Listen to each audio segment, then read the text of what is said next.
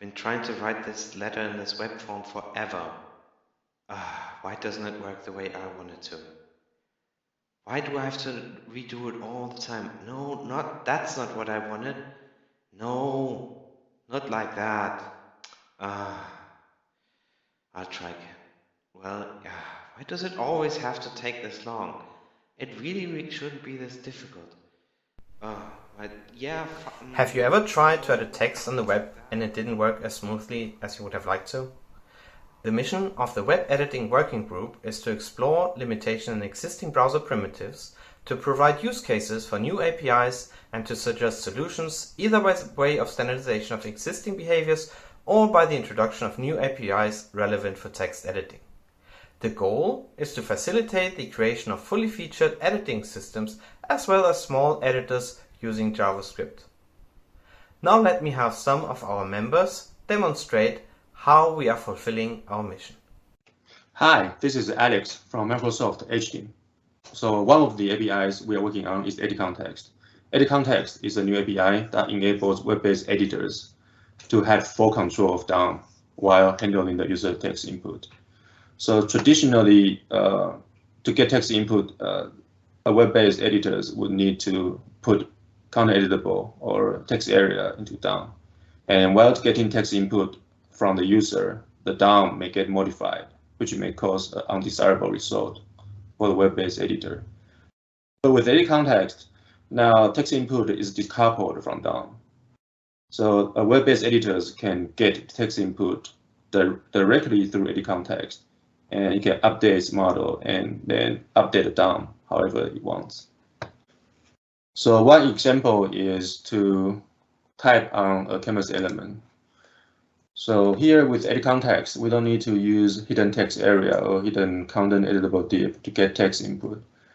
We can directly get text input through EditContext and draw the text on the canvas element. For example, here I can type some Japanese. Wow, you see this. We can see that the character window is correctly displayed, and then I can press spacebar to enter phrase mode. Notice that here we are showing correct IME declaration. So we can see that we have 3 phrases in this sentence, and then I can press left, right to move around these phrases. And the active phrase is displayed in thick underline. And this is not possible without EditContext. Thanks. Hello everyone, I'm Anupam and I'm on the Edge team at Microsoft. So today I'm going to demo virtual keyboard APIs that allows authors to control the visibility of the keyboard explicitly, and also allows them to adapt the layout of the web page to the virtual keyboard. So first, I'm going to show how the authors can adapt the layout of the web page to the virtual keyboard. On a dual screen device, this is more prominent because of how the visual viewport resize affects the layout of the page as well as the certain portions of the screen. So when the user taps on the input control and the keyboard pops up, the visual viewport resize happens, and on the left screen where the keyboard is not rendered, you see a blank space being rendered. So that's a lot of wastage of space, and certainly the UX can be improved. And here we use the new virtual keyboard API, and when the virtual keyboard comes up, authors selectively position parts of the web page, and the portions on the left side of the screen remains unchanged. And it's a much better user experience, as you can see from this slide. So how can we achieve that behavior? Well, just set overlays content flag to true, which is on the virtual keyboard, and that ignores the default resize of the visual viewport. We also provide CSS environment variables in virtual keyboard API that gives keyboard inset values. The authors can use these values to position elements. And second part of the virtual keyboard API relates to the explicit control of the visibility of the virtual keyboard.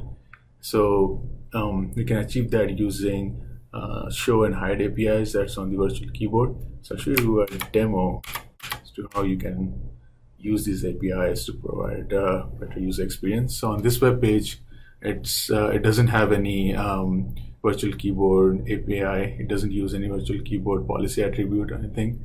So when I want to triple tap to select a paragraph near the bottom of the web page and try to edit it, you can see I was not able to select the paragraph because of the keyboard interference.